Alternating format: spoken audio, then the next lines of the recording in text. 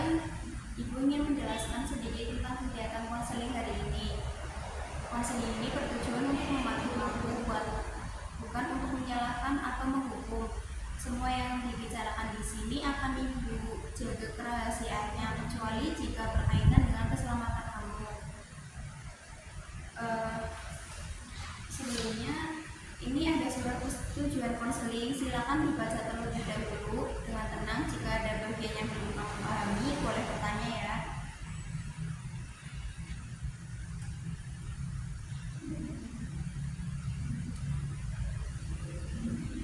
Tidak perlu terburu-buru ya Mbak, baca sampai benar-benar paham. Sudah, Bu. Baik, apakah kamu sudah memahami isi surat tersebut dan bersedia mengikuti kegiatan konseling ini secara sukarela? Ya, Bu. Baik, silakan kamu menandatangani di bagian bawah ya.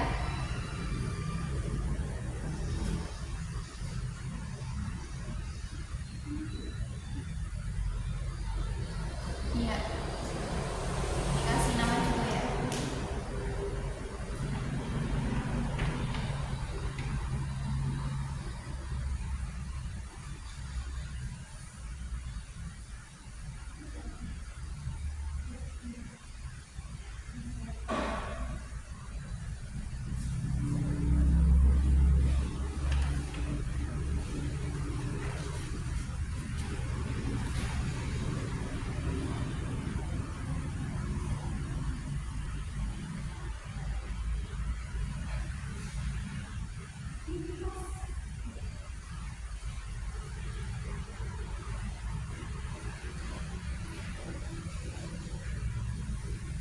Terima kasih ya Mbak, dengan ini kita sepakat untuk saling percaya selama proses konseling. Ruangan ini adalah tempat yang aman untuk kamu. Ibu siap mendengarkan kamu kapanpun kamu siap untuk berbicara.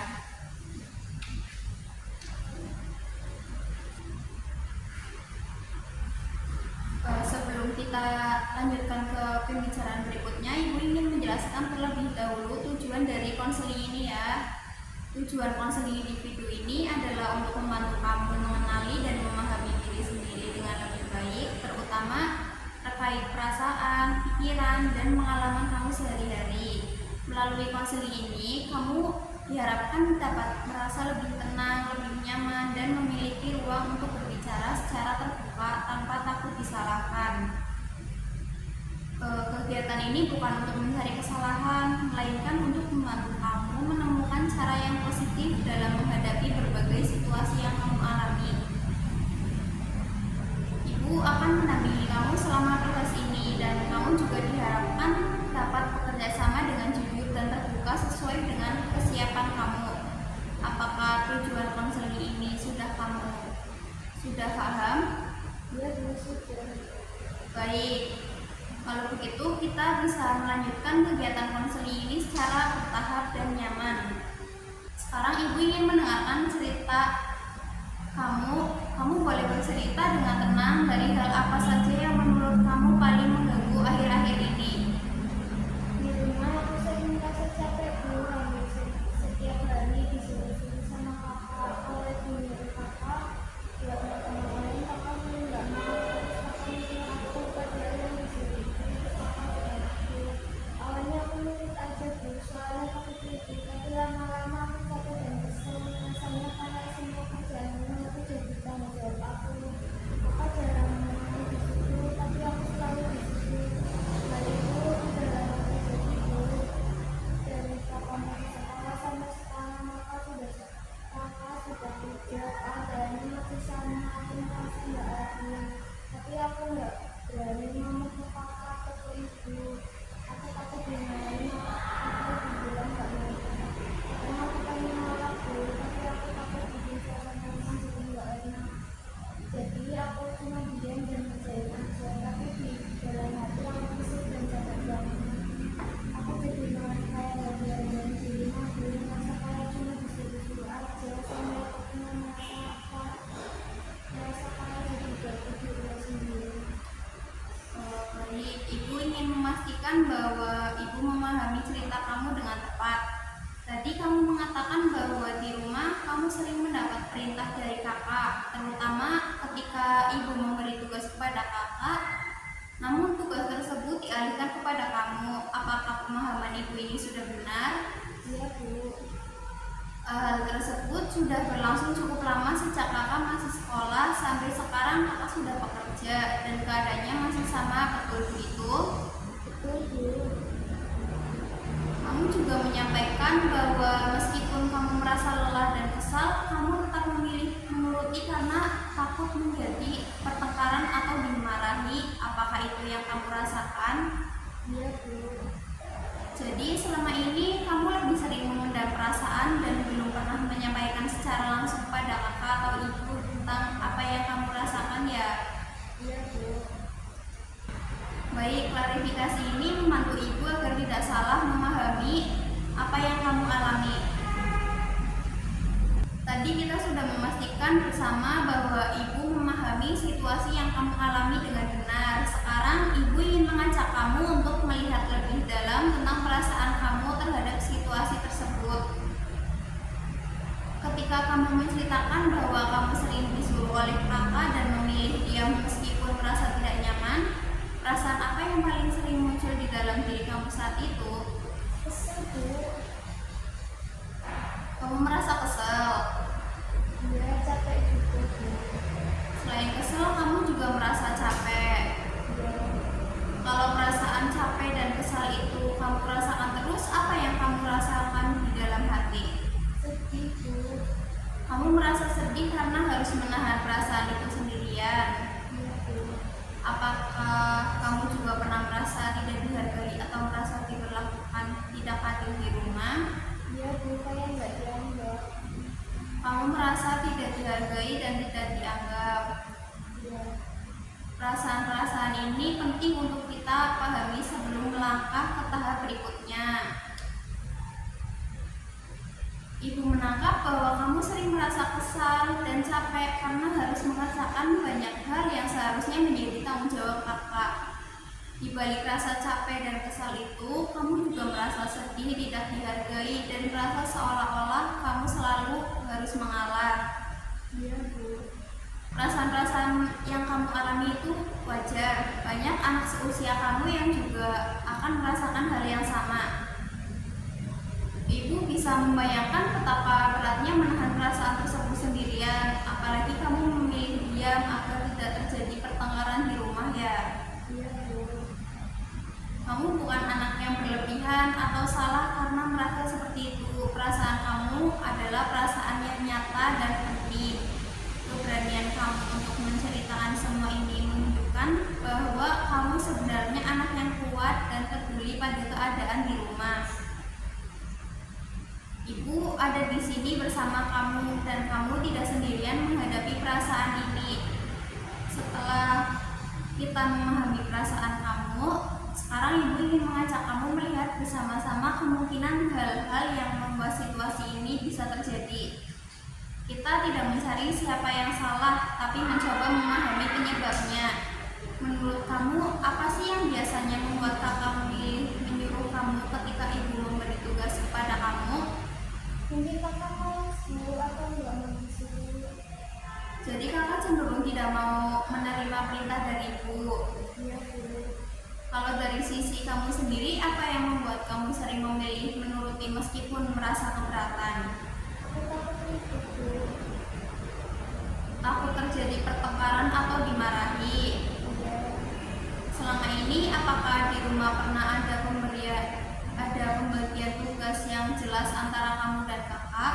Kayaknya nggak pernah, Bu. Berarti belum ada aturan yang jelas soal siapa yang mengerjakan apa ya? Iya. Apakah ibu mengetahui bahwa tugas yang diberikan ke kakak sering dikerjakan oleh kamu? Kadang kala kadang enggak, Bu.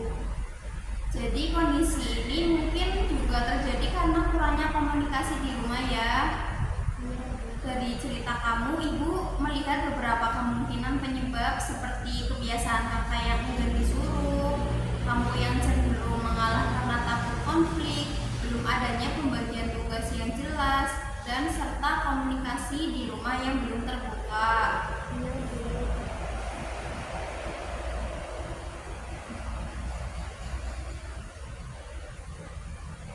Sekarang ibu ingin menyimpulkan masalah sementara yang sedang kamu alami. Ibu ingin memastikan apakah kesimpulan ini sudah sesuai dengan yang kamu rasakan, apa belum ya? Sementara ini masalah yang kamu alami adalah sering menerima beban tugas rumah yang dialihkan oleh kakak sehingga kamu merasa lelah, kesal, dan tidak dihargai. Kamu memilih untuk mengalah dan memendam perasaan karena takut terjadi pertengkaran serta belum adanya komunikasi yang terbuka dan pembagian tugas yang jelas di keluarga. Akibat kondisi tersebut, kamu merasa tidak nyaman berada di rumah dan mengalami tekanan secara emosional. Apakah kesimpulan sementara ini sudah sesuai dengan kondisi yang kamu alami? Iya Bu, sudah.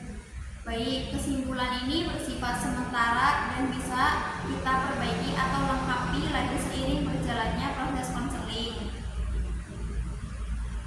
Setelah kita menyepakati kesimpulan masalah sementara tadi, sekarang Ibu ingin mengajak kamu untuk menentukan tujuan konseling yang ingin kamu capai, yang ingin kita capai bersama. Tujuan konseling ini bukan untuk mengubah orang lain secara langsung, tapi untuk membantu kamu memahami diri sendiri dan menemukan cara agar kamu bisa merasa lebih nyaman. Dari cerita kamu, Ibu menangkap bahwa selama ini kamu sering menahan perasaan dan memilih mengalah. Menurut kamu, hal apa sih yang paling kamu harapkan bisa diubah setelah mengikuti konseling ini? Aku pengen baca terus Bu, soalnya kalau di rumah rasanya pikiranku jadi capek, bukan cuma badannya. Kamu ingin tidak hanya capek secara fisik, tapi juga lebih secara pikiran juga. Iya Bu, aku pengen bisa lebih baik di rumah, nggak kepikiran terus. Selain merasa lebih tenang, apakah ada hal lain yang kamu harapkan dari konseling ini? Aku pengen bisa ngomong Bu, tapi nggak tahu mana dan nggak bikin diri. Kamu ingin bisa menyampaikan perasaan dengan cara yang baik dan tidak menimbulkan konflik. Iya Bu, soalnya aku sering mama kali sakit sama mama. Itu harapan yang sangat baik. Kalau nanti kamu bisa menyampaikan perasaan dengan lebih berani dan tenang, apa yang kamu bayangkan akan berubah?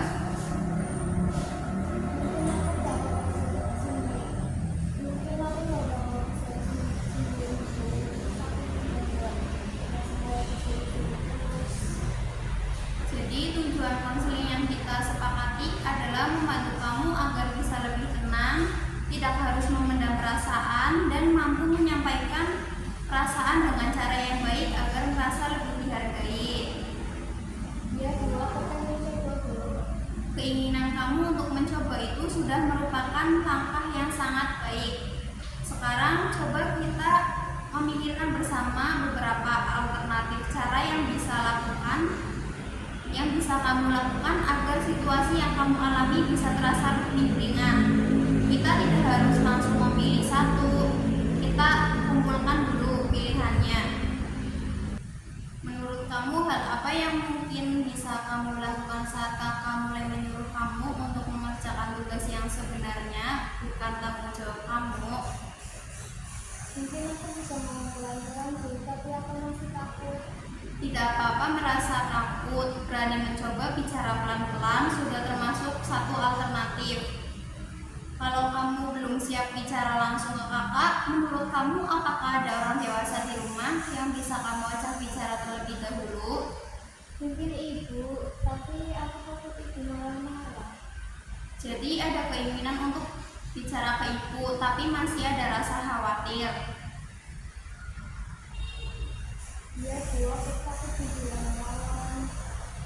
Kita juga bisa mempertimbangkan alternatif lain. Misalnya kamu menyampaikan perasaan lewat cara yang lebih tenang, seperti memilih waktu yang tepat atau berbicara saat suasana rumah sedang tidak ramai. Bagaimana menurut kamu? Kalau nggak rame, mungkin aku lebih berani Bu. Ada juga alternatif lain, yaitu kamu memulai mengenali batas kemampuan kamu sendiri. Misalnya, kamu tetap membantu, tapi tidak semua hal kamu kerjakan. Menurut kamu, apa Apa pendapat kamu tentang yang tadi Ibu bicarakan? Kayaknya bisa Bu, tapi aku harus ngawasin diri. Betul, menolak dengan sopan dan juga termasuk menjaga diri sendiri. Jadi sementara ini kita punya beberapa alternatif, mencoba bicara pelan-pelan, memilih waktu yang tepat, melibatkan ibu dengan cara yang lebih tenang, dan mulai mengenali batas kemampuan kamu. Dari semua alternatif ini, mana yang menurut kamu paling mungkin dicoba lebih dulu? Mungkin aku coba ngomong pelan-pelan dulu, kalau masih nggak bisa, aku mau coba ke Ibu. Baik, itu pilihan yang realistis dan sesuai dengan kesiapan kamu.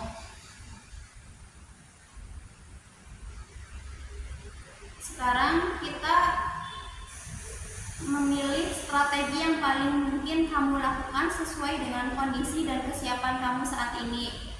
Dari beberapa pilihan tadi, mana yang menurut kamu paling realistis untuk kamu lebih coba dulu? Aku mau coba ngomong pelan-pelan dulu ke kakak, Bu. Soalnya kalau nggak dicoba, aku bakal salah terus. Kamu memilih mencoba menyampaikan perasaan secara pelan-pelan kepada kakak. Iya Bu, aku mau nunggu waktu yang pas dan hasilnya atas lagi emosi. Itu pertimbangan yang baik. Jadi kamu memilih waktu yang lebih tenang. Iya Bu, aku juga pengen baik dengan marah.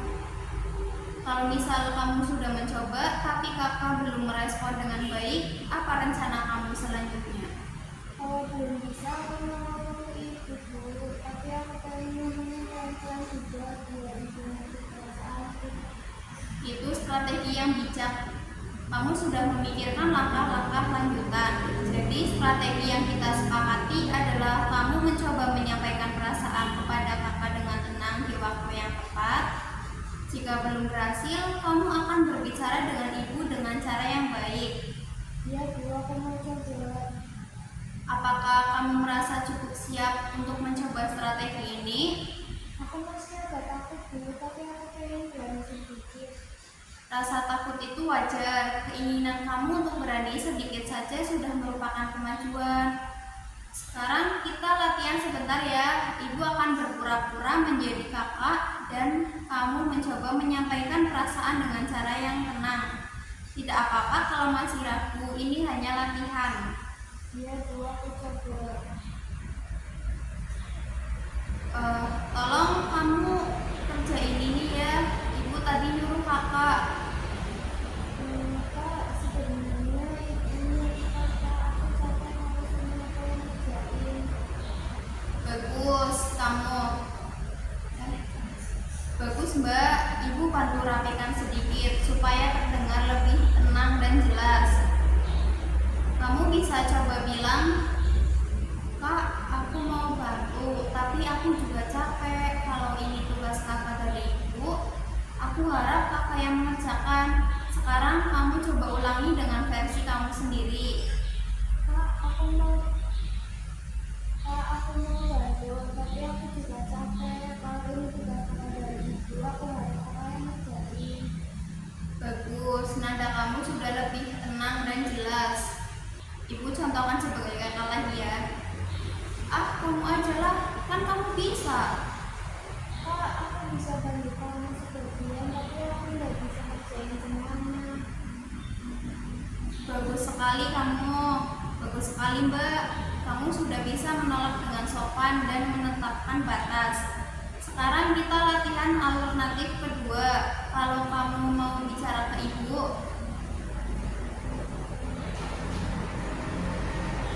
ibu praktikan ya.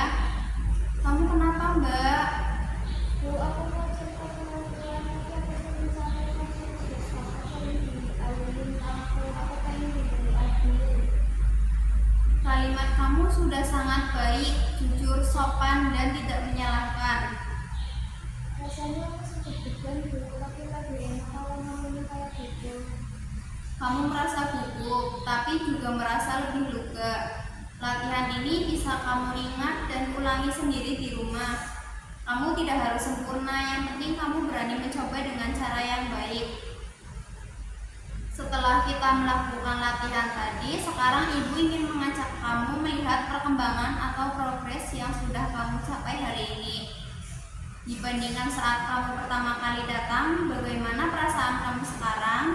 Sekarang aku agak lebih tenang tuh, walaupun masih takut, tapi rasanya udah sebelah tadi. Kamu merasa lebih tenang meskipun masih ada rasa takut. Dia dulu ketika saya ngomong ternyata aku bisa juga, walaupun masih berjuang. Itu kemajuan yang besar. Dari yang sebelumnya hanya memendam perasaan, sekarang kamu sudah bicara, sudah bisa mengucapkan perasaan dengan kata-kata. Menurut kamu sendiri, hal apa sih yang paling kamu rasakan berubah setelah latihan tadi? Aku jadi berpikiran kalau ngomong berat-berat itu ternyata nggak salah gitu. Kamu mulai melihat bahwa berbicara dengan tenang bisa jadi aman. Iya Bu, aku juga lagi berpikir. Kalau kita beri nilai dari 1 sampai 10, seberapa siap kamu mencoba strategi ini di rumah? Mungkin kamu belum berani banget, tapi kayaknya enggak. Nilai 6 itu sudah sangat baik untuk tahap ini, artinya kamu sudah bergerak maju. Apa yang menurut kamu masih perlu dibantu lagi supaya kamu bisa lebih siap? Mungkin aku butuh latihan lagi Bu, sama kalimatnya. Baik, itu artinya kamu sudah mengenali kebutuhan diri sendiri. Kita akan lanjut secara bertahap ya. Sebagai lanjutan dari latihan dan progres yang sudah kamu capai hari ini, Ibu ingin memberikan tugas rumah sederhana. Tugas ini bukan untuk memberatkan, tapi untuk membantu kamu berlatih pelan-pelan. Tugas pertama, kamu diminta mencoba menyampaikan perasaan dengan tenang, minimal 1 kali di rumah, baik kepada kakak atau kepada ibu, sesuai dengan situasi yang kamu rasa paling aman. Kalau aku belum bilang ke kakak, aku boleh ngomong ke ibu dulu Bu. Tentu boleh, kamu yang menentukan mana yang paling aman dan nyaman. Tugas kedua, kamu diminta mencatat pengalaman kamu setelah mencoba berbicara. Tidak perlu panjang, cukup tulis kapan kamu mencoba, kepada siapa, apa yang kamu sampaikan, dan bagaimana perasaan kamu setelahnya. Ditulis di buku biasa aja boleh Bu? Boleh sekali, yang penting kamu jujur dengan perasaan kamu sendiri. Kalau kamu belum sempat atau belum berani mencoba, kamu juga boleh menuliskan apa yang membuat kamu belum siap. Itu juga termasuk bagian dari tugas. Iya Bu, kayaknya itu bisa aku lakukan. Ibu senang kamu mau mencoba. Ingat, tugas ini tidak dinilai benar atau salah. Yang terpenting adalah proses dan kejujuran kamu. Nanti di pertemuan berikutnya kita akan membahas bersama pengalaman kamu dari tugas rumah ini ya. Iya Bu, aku akan coba. Tidak terasa kita sudah sampai akhir di sesi konseling hari ini. Hari ini kamu sudah melakukan banyak hal penting melalui dari berani bercerita, mengenali perasaan, memilih strategi, sampai berlatih menyampaikan perasaan. Itu bukan hal yang mudah. Iya Bu, aku tadi juga nggak nyangka bisa cerita sejauh itu. Ibu melihat kamu sudah berusaha sangat baik dan menunjukkan keberanian. Sebagai pengingat tugas rumah kamu adalah mencoba menyampaikan perasaan dengan tenang 1 kali dan mencatat pengalamannya. Kita akan membahasnya bersama di pertemuan berikutnya. Iya Bu, aku akan coba. Kalau di tengah-tengah kamu merasa bingung atau takut, kamu boleh menenangkan diri dulu, tidak perlu memaksakan. Iya Bu, aku jadi agak lebih berani sekarang. Rasa takut masih ada, itu wajar. Yang penting kamu sudah mulai melangkah. Sebelum benar-benar kita akhiri proses hari ini, Ibu ingin menyampaikan tindak lanjut dari konseling yang sudah kita lakukan. Pada pertemuan berikutnya kita akan membahas hasil tugas rumah kamu.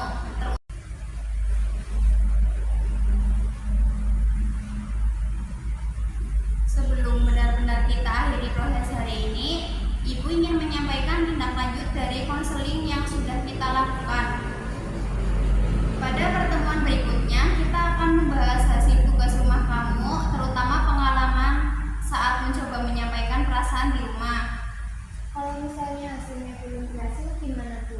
Tidak apa-apa, yang kita lihat bukan berhasil atau tidak, tapi proses dan perasaan kamu saat mencobanya. Jika kamu merasa masih kesulitan, kita akan mengulang latihan komunikasi asertif, memperbaiki kalimat, dan menyesuaikan strategi agar lebih cocok untuk kamu. Berarti aku lebih main kalau gagal ya, Bu?